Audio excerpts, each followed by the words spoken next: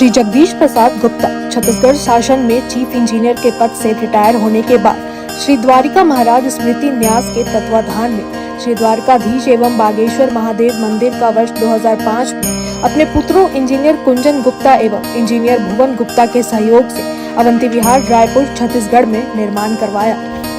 श्रीमद् भागवत कथा, राम कथा, गीता तत्व, वेदांत आदि के तात्पर्य को व्यासपीठ से कहने के कारण संतों द्वारा इन्हें आचार्य श्री जगदीश भी कहा जाता है। अपना संपूर्ण जीवन परमात्मा की सेवा में दिया। उन्होंने परमात्मा भगवान श्री द्वारिकाधीश के दिव्य गुणों और कर्मों को लेकर अभी तक 15 ग्रंथ लिखे हैं, जिन ग्रंथों को भारतवर्ष के जगत गुरु और महापुरुष संतों के द्वारा आशीर्वाद प्राप्त हुआ है। उनके ग्रंथ मुंडक उपनिषद सरलतम बोध का उद्बोधन आप सुन रहे हैं। पराविद्या का विषय अक्षर तत्व और प्राप्ति की विधि पर उद्बोधन आप सुन रहे हैं। योगाय योगपदये योगेश्वराय गोविंदाय नमो नमः। सर्वाय सर्वपतये सर्वसंभवाय गोविंदाय नमो नमः। विश्वाय विश्वपतये विश्वेश्वराय गोविंदाय नमो नमः। सच्चिदानंद रूपाय विश्वोत्पत्त्यादिहेतवे तापत्रय विनाशाय श्री कृष्णाय वयं नमः। जयतीतेऽधिकं जन्मना व्रजः श्रयत इंदिरा शश्वदत्तहि दयित दृश्यतां दीक्षुतावका त्वयि धृता सवं त्वां विचिन्वते। रूपं यत् तत् प्राहुर्व्यक्तमाद्यं ब्रह्मज्योति निर्गुणं निर्विकारं सत्तामात्रं निर्विशेषं निरीहं सत्वं साक्षात् विष्णु आध्यात्मदीपः। नस्ते लोके द्विपरार्धावसाने महाभूतेषु आदिभूतं गतेषु व्यक्ति अव्यक्तं कालवेगेन याते भवानेकः शिष्यते शेषसंज्ञः। भवानेकः शिष्यते शेषसंज्ञः। ओ शेष नारायण नारायण नारायण बद्री नारायण नारायण नारायण। ओ जगन्नारायण नारायण नारायण राम नारायण नारायण नारायण द्वारका नारायण नारायण नारायण लक्ष्मी नारायण नारायण नारायण श्रीमन नारायण नारायण नारायण। कृष्ण नारायण ओ राधा नारायण ओ रघुवर नारायण ओ सीता नारायण ओ शंकर नारायण ओ उमा नारायण ओ नारायण नारायण नारायण भजमन नारायण नारायण नारायण। सूर्य नारायण संध्या नारायण, ओ चंदा नारायण, ओ रोहिणी नारायण, ओ पृथ्वी नारायण, ओ विष्णु नारायण, नारायण नारायण, भजमन नारायण, नारायण नारायण, अक्ष नारायण, ओग्र नारायण, देव नारायण, ओ ऋषि नारायण, ओ गुरु नारायण, नारायण नारायण, भजमन नारायण नारायण नारायण।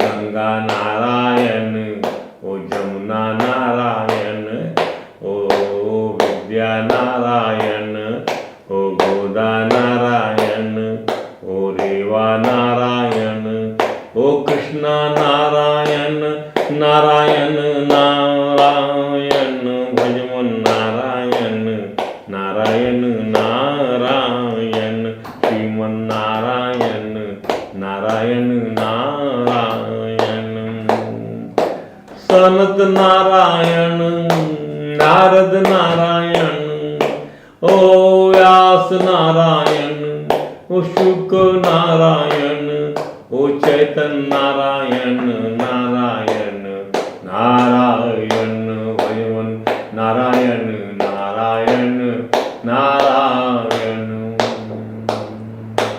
ओ गीता नारायण, ओ वेद नारायण, ओ मानस नारायण, ओ भारत नारायण, ओ भागवत नारायण, नारायण नारायण, भक्त नारायण, ओ भक्ति नारायण, ओ भगवन नारायण, ओ माते नारायण, ओ पुत्र नारायण, नारायण नारायण, श्रीमन नारायण नारायण नारायण, रात नारायण, ओ दिन नारायण, ओ पक्ष नारायण, ओ माह नारायण, ओ वर्ष नारायण, नारायण नारायण, भजमन नारायण नारायण नारायण,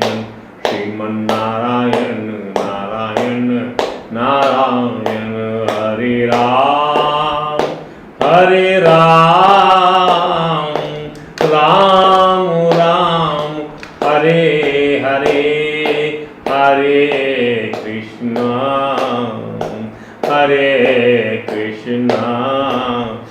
कृष्णा कृष्णा हरे हरे। बोलिए परात्पर परब्रह्म त्रिलोकीनाथ, भक्तवांछा कल्पतरु, भक्त वत्सल, कृपण वत्सल, शरणागत वत्सल भगवान श्री द्वारकाधीश महाराज की जय, भगवान श्री बांके बिहारी लाल की जय, भगवान श्री रास बिहारी लाल की जय, भगवान श्री राधा दामोदर नाथ की जय, भगवान राधा कृष्ण सरकार की जय, श्री सद्गुरु भगवान की जय, समस्त गुरु भगवान की जय, श्री चैतन्य महाप्रभु जी महाराज की जय, देवर्षि नारद जी महाराज की जय, भगवान श्री व्यास जी महाराज की जय, परम भागवत भगवान श्री सुखदेव जी महाराज की जय। जय श्री राधे, जय जय श्री श्याम। मुंडकोपनिषद सरलतम बोध के दूसरे विचार में पराविद्या जो है अक्षर,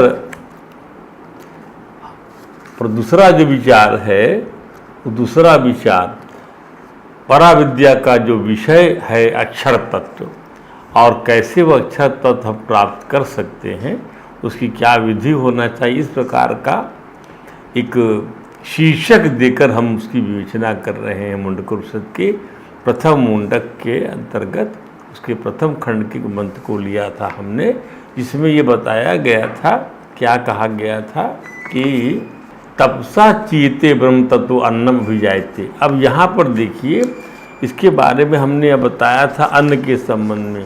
शरीर में अन्न है, प्राण है, फिर मन है, उसके बाद विज्ञान है, कर्ता प्रधान, और आनंदमय है, भोक्ता प्रधान। माने मैं जब देह से तादात्म्यापन्न होता है, मैं जब देह से, मैं हमेशा ध्यान रखिए आत्मा के लिए प्रयुक्त होता है। तो हमारा आत्मा जब देह से तादात्म्यापन्न हो जाता है, तब वो जो है अपना नाम उस पुरुष का, उस अक्षर पुरुष का अन्नमय पुरुष हो जाता है। और जब यही मैं प्राण से तादात्म्यापन्न होता है, ध्यान दीजिए, माने प्राण से उसकी एक रूपता हो जाती है, अभिन्नता हो जाती है, तब वह प्राणमय पुरुष हो जाता है। जब मन से तादात्म्यपन्न होता है वह, तब मेरा नाम, देखिए उसकी सत्ता के अलावा दूसरी सत्ता नहीं है, इसको आप समझ लीजिए अच्छे से। और वही जो है कूटस्थ है, और वही जो है हर वृत्तियों में जब कूटस्थ आता है और वृत्तियाँ लीन होती है, तो कूटस्थ भी वहाँ पे शांत हो जाता है, निरुद्ध हो जाता है, वो चिदाभास है। बिना चिदाभास के, बिना मूल कूटस्थ के हम किसी भी किस्म की वृत्तियों का आश्रय नहीं ले सकते। हम क्रोधित नहीं हो सकते, हम कामी नहीं हो सकते, हम जो है कर्मी नहीं हो सकते, हम भोक्ता नहीं हो सकते। चिदाभास वहाँ होता है। इसलिए इस चिदाभास के जरिए ही तो हमको अपने अक्षर तत्व को समझना है। तो इसके लिए ही ये जो है ये समझाया जा रहा है। तो ये सृष्टि की रचना से जुड़ा हुआ सत्य है, ये चल रहा है। तब जब मैं आनंद से तादात्म्यापन्न होता हूँ तो मेरा नाम हो जाता है भोक्तापन के कारण आनंदमय पुरुष। स्वामी अखंडानंद जी समझाते हैं इसको कि सबसे बड़ा कमरा है अन्नमय, उससे छोटा जो है उसके अंदर में ये बड़ा कमरा, बड़ा बहुत बड़ा जो है उसका आयतन है, मान लीजिए बड़ा भारी गोला है मान लीजिए, तो उसमें छोटा, उससे छोटा गोला क्या है, वह प्राणमय है। उससे छोटा क्या है, मनोमय है। उससे छोटा क्या है, विज्ञानमय है। ध्यान दीजिए। और सबसे उससे छोटा आनंदमय, और मैं जो सबका साक्षी है, सबका दृष्टा है, सबसे न्यारा है, वो जो है वो जो मैं है। ये सब मैं के रूप में ही विभिन्न प्रकार के पुरुषों का जो है जमावड़ा है, भिन्न भिन्न प्रकार के, वही सब बना हुआ है। वही मैं, वही सत्ता, वही चिन्मय सत्य। ध्यान दीजिएगा, अद्भुत है वो प्रभु, अद्भुत है। ध्यान दे, हर दृष्टि से दृष्टा न्यारा होता है। वैसे जैसे ही इन 5 कोशों में से तादात्म्यापन्न होता हूँ है वह कूटस्थ, तब मैं मनुष्य की उपाधि ओढ़ लेता हूँ। तब मैं मनुष्य की उपाधि धारण कर, जब ये 5 कोशों को मैं अपना समझने लग जाता हूँ, इसके साथ मेरी तादात्म्यता होती, तब फिर मैं मनुष्य बन जाता हूँ। क्योंकि मनुष्य में 5 उपाधि है, वही कूटस्थ आत्मा, वही अक्षर तत्व मैं। यदि मैं अन्नमय कोश की उपाधि से स्वयं को असंपूर्ण करता हूँ, तो प्राणमय कोश रहित अन्य 4 उपाधि बचती है। मान लो मैं अन्न खाने वाला नहीं मानता अपने आप को, अन्नमय इंद्रियों से अपने आप को परे मानता हूँ, नारा, तो 4 और उपाधियाँ तो बची हुई हैं ना, मनोमय कोश की, प्राणमय कोश की, विज्ञान में आनंदमय की। तो प्राणमय कोश की उपाधि से यदि मैं असंपूर्ण होता हूँ तो मनोमय कोश बचता है। मनोमय कोश से हटा लिया तो विज्ञानमय, और विज्ञानमय कोश माने कर्तापन की उपाधि को छोड़ दिया तो केवल आनंद भय में आनंदमय मैं स्वयं रह जाता हूँ। आनंदमय कोश माने क्या, कितना सुंदर वर्णन है। कोश माने क्या, जैसे रेशम का कीड़ा भीतर बैठकर रेशम बनाता है, रेशम का कीड़ा, जो रेशम का कीड़ा है वह भीतर बैठकर रेशम बनाता है, और ऊपर उसके परत दर परत रेशम के घेरे रहते हैं। रेशम का कीड़ा दिखिए आप, वो बनाया, और परत दर परत, परत दर परत उसके ऊपर रेशम की रेशम छाया रहता है, रेशम घेरे में रहते परत दर परत। और जो रेशम की रुई होती है वह परत दर परत बैठ जाती है, अब बीच में कीड़ा बेचारा घिर जाता है। ध्यान दीजिए, जिन्होंने रेशम जो बनने का तरीका बनने का ऐसे है, शहतूत के से जो है रेशम बनता, तो रेशम का जो कीड़ा है वह बनाते बनाते बनाते बनाते रेशम निकालते निकालते लाल उसी में बीज फंस जाता है। अब जो रेशम का गोला है, अंडा है, उसको बोलते हैं कोश, उसमें जो कीड़ा है उसको बोलते हैं पुरुष, जो अंडा है उसको बोलते हैं कोश, जो गोल गोल गोल गोल है ये है कोश है, और उसके अंदर जो है वो बैठा हुआ क्या है, वह पुरुष है, वो जीवात्मा है, वह अक्षर तत्व। ऐसे वो उससे समझिए रेशम के कीड़े के एग्जाम्पल से कि रेशम कीड़े के ऊपर में जो है वो रेशम जो का गोला है और उसको बोलते हैं कोश, और उसमें जो कीड़ा है ध्यान दीजिए वो है क्या, वह पुरुष, उपमा दी गई है। ऐसे में वह देह, प्राण, मन, कर्तापन और भोक्तापन, ये 5 देह रूपी आवरण, प्राण रूपी आवरण, मन रूपी देह माने अन्न ले लीजिए, और कर्तापन और भोक्तापन 5 एक में एक भीतर गुफा, और सबसे भीतरी गुहा का जो निवासी है उसको बोलते हैं जीवात्मा। सबसे भीतरी गुफा में अंगुष्ठ मात्र वह रहता है। ध्यान दीजिए, सामने वैसे आता है, वैसे उसका बाहिर, वैसे उसका आकर देखिए आप। सूक्ष्म जीवात्मा हृदय गुफा में है, उसके ऊपर में क्या परत है, आनंद की, हृदय में आनंद आ रहा। फिर क्या परत है, विज्ञान की, ये आवरण बन गया बुद्धि का। फिर क्या परत है, उसके बाद मन की, मन बन गया।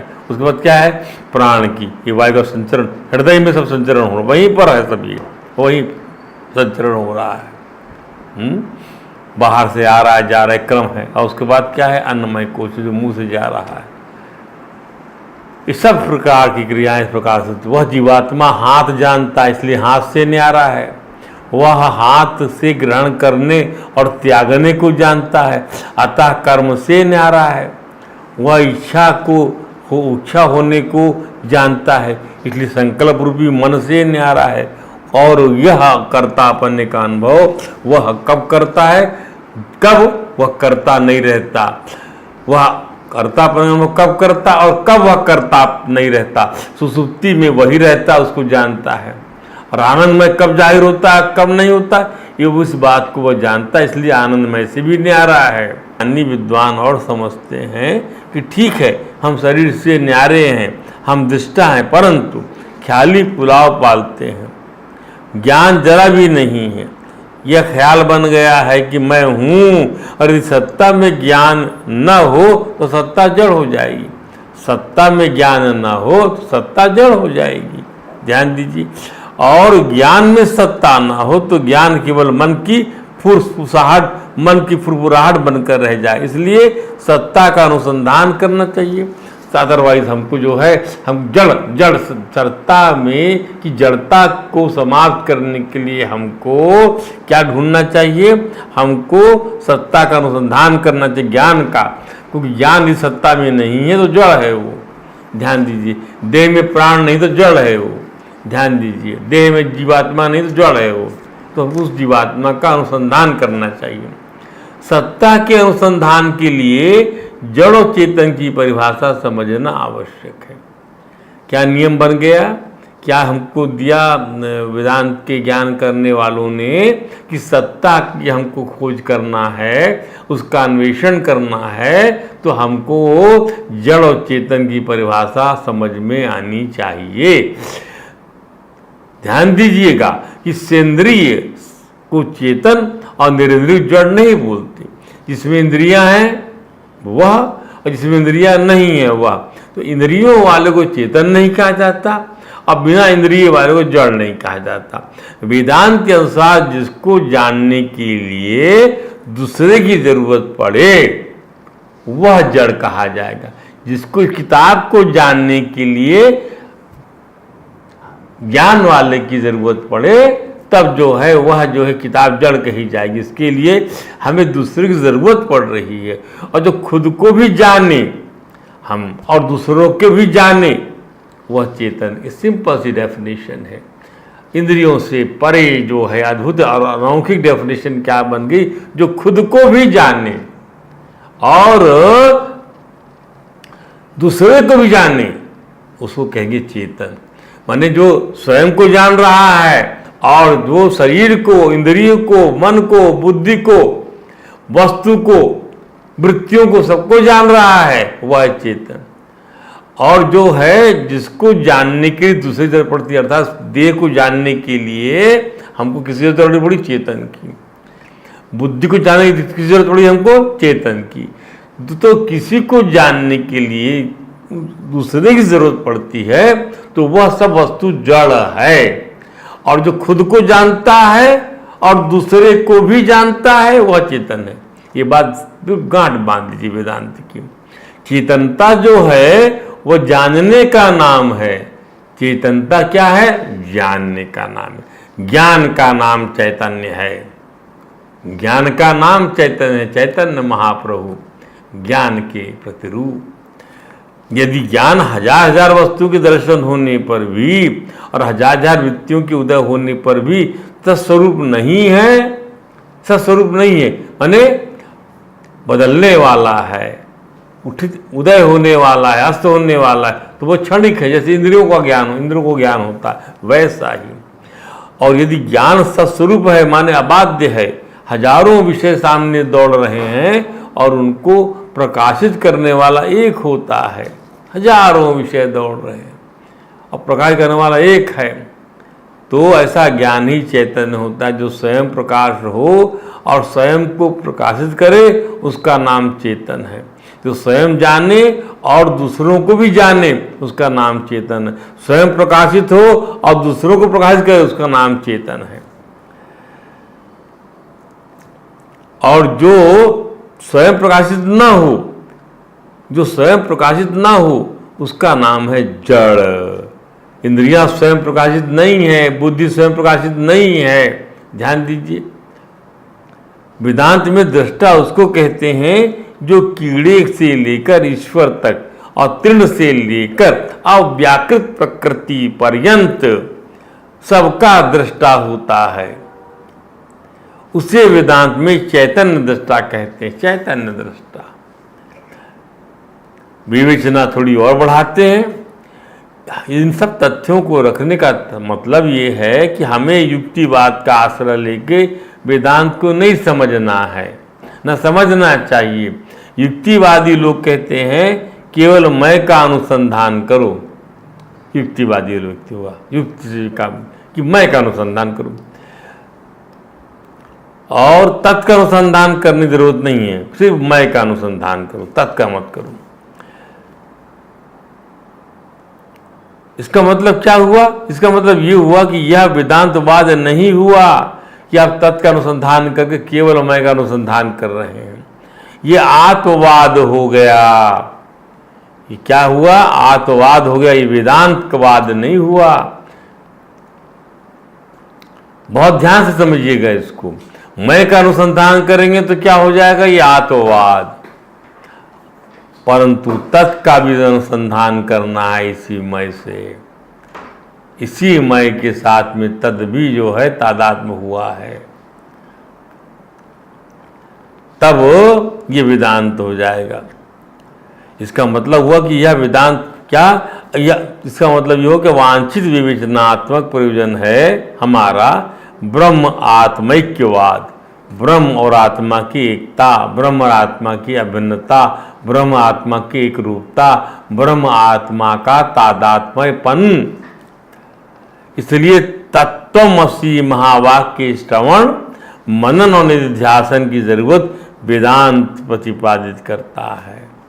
देह के पांचों मूल तत्व, भूत तत्व कार्य से नहीं, देह के पांचों भूत तत्व क्षिति जल पाव गगन समीरा कार्य से नहीं, कारण से अभिन्न है। कार्य से अभिन्न नहीं है पांचों तत्व। ध्यान दीजिए, कारण देह में जो मिट्टी है सो किससे अभिन्न है? धरती से अभिन्न है, देह से अभिन्न नहीं है। देह कार्य है, ध्यान, घड़ा कार्य है, वैसे देह भी कार्य है। पर जो कारण है मिट्टी का, देह का कारण क्या है? चेतन है। तो जो है जिससे कारण जो भूत तत्व है वह चेतन से भिन्न है, उस परमात्मा से निश्रित है, उस परमात्मा के प्रतिरूप में ही सब कुछ है वेदांत। ध्यान दीजिएगा। तो देह में जो मिट्टी है सो धरती से अभिन्न है, जल में सो जल में जो जल है देह में सो जल से अभिन्न है, जो तेज है गर्मी है सो तेज से अभिन्न है। इतने पंच महाभूत शरीर में हैं, ये सब अपने कारण से अभिन्न हैं, कार्य से अभिन्नता नहीं है इनकी। और जो हवा है गति है वह वायु से भिन्न है, इसमें जो आकाश है सो आकाश से भिन्न है। ये हम लोगों के शरीर अलग अलग नहीं है, ये पंचभूतों में क्लिप्त हैं, ये पंचभूतों में कल्पित हैं। वस्तु का साक्षात्कार ध्यान दीजिएगा करने के लिए तरह तरह की प्रक्रिया होती है। किसी वस्तु का साक्षात्कार उसका ज्ञान होने के लिए ज्ञान हो जाए, एक प्रक्रिया है, एक प्रत्यक्ष प्रक्रिया है, एक अनुमान प्रक्रिया है, एक उपमान प्रक्रिया है, अर्थापत्ति है, अनुपलब्धि भी है, एक शब्द संभव होता है, एक चेष्टा होती है। ध्यान दीजिएगा, तरह तरह की प्रक्रिया है। क्या है प्रक्रिया? प्रत्यक्ष से जाने, अनुमान से जाने, उपमान उपमा दे के जाने, क्या अर्थापत्ति है, क्या हम इसको अर्थ निकाल सकते हैं, अनुपलब्धि भी है, क्या इससे हमको अनुपलब्ध होता है, एक शब्द में क्या बोला जा सकता है, एक चेष्टा होती है, तरह तरह की प्रक्रिया है। परंतु प्रेम इसका अपवाद है, परंतु प्रेम इसका अपवाद है। वस्तु के साक्षात्कार करने के लिए जो तरह तरह की प्रक्रिया है, प्रेम उसमें निराला है। प्रेम इस रूल को नहीं मानता। किसी से प्रेम हो गया तो मालूम कैसे पड़ेगा? प्रेम इतिहास से सिद्ध नहीं होता, संभव से सिद्ध नहीं होता, चेष्टा से सिद्ध नहीं होता, वचन से सिद्ध नहीं होता, क्योंकि अपनी चीज है यह तो अपने ही दिल को कुरेद रहा है। कोई कैसे इस पीर को जानेगा, कैसे इस दर्द को कोई जानेगा? वह तो अपने ही दिल को, कोई बिना किसी इंद्रिय के, आंख के, कान के बिना, जीभ के प्रयोग के बिना हृदय में जो प्रेम है वो कैसे मालूम पड़े? अरे वही तो अपरोक्ष कहा जाता है, वही अपरोक्ष है, परोक्ष नहीं है, अपरोक्ष है। मतलब प्रत्यक्ष की एक विधा है, वह भी जिसे जैसे क्या है, जैसे वह आत्मा अपरोक्ष है। ध्यान दीजिए, ना परोक्ष की श्रेणी में रखा जा सकता है, ना प्रत्यक्ष ही देखा जा सकता है, ना परोक्ष। ऐसा नहीं कि वो परोक्ष है मतलब इनडायरेक्ट है, और ना प्रत्यक्ष ना डायरेक्ट है। ठीक आत्मा की जैसा अपरोक्ष दृष्टा है यह। एक बात और, जो चीज हमारी देखी होती है उसके लिए प्रमाण की जरूरत नहीं है, साक्ष्य की जरूरत नहीं है। हमने देखा उस चीज को, क्या हृदय का प्रेम बताया जा सकता है? इसी को साक्षी भाष्य बोलते हैं। हम ही को मालूम पड़ता है बस। जबकि घट पदार्थ, घटादि पदार्थ भी आभास भाव से इंद्रियों की वृत्ति में प्रतिबिंबित होना समझे जाते हैं, परंतु प्रेम में ऐसा नहीं है। हम स्वयं उसको देखते हैं, क्योंकि प्रेम साक्षी भाष्य है। अब तीसरी बात, जहाँ सरकार खुद देखती है, जहाँ साक्षी की क्या ज़रूरत, वहाँ साक्षी की क्या ज़रूरत, सरकार खुद ही देख रही है। जब मजिस्ट्रेट ने स्वयं अपराध होते देख लिया, जब मजिस्ट्रेट ने, जज ने जिसको फैसला करना है वो स्वयं अपराध होते हुए देख लिया, तो साक्षी की आवश्यकता नहीं है, कानूनी कार्रवाई पूर्ति की आवश्यकता भर शेष रह जाती है। जज खुद ही सर्टिफाई कर रहा है। ध्यान दीजिए, तो हमारी विवेचना को ईश्वर के लिए, हम इस विवेचना को ईश्वर तत्व का ज्ञान करने के लिए घटाते हैं। ईश्वर तत्व का ज्ञान इसी विवेचना से करेंगे, उपत्ति, उस ज्ञान की उपत्ति करेंगे। ईश्वर हृदय के भीतर बैठकर देखता, हाँ देखता है। ईश्वर सरकार है, हाँ सरकार है। उसे कपड़े आदि की तरह इंद्रियों से नहीं देखा जा सकता, और ना इंद्रियों की तरह, प्रेम की तरह, सपने की तरह, सुसुप्ति की तरह यह साक्षी भास होकर के दिखाई पड़ता है। ध्यान दीजिए, ईश्वर स्वयं ही साक्षी है। ईश्वर का स्वभाव जानना है, जाने जाना। ईश्वर का स्वभाव जानना है, जाने जाना नहीं है। देखना इसका स्वभाव है, देखा जाना इसका स्वभाव नहीं है। इसको जाना जाना कि इसको जाना जाए नहीं, इसका स्वभाव है जाना। वही जानता है, हम क्या जाने उसको, वही जानता है। सो जान दे जनाई, मतलब जानता वही है, इसलिए जान गए आप। और देखना इसका स्वभाव नहीं है, देखा जाना इसका स्वभाव नहीं है। देखना इसका स्वभाव, देखता ये है। इसको आँख क्या देखेगी,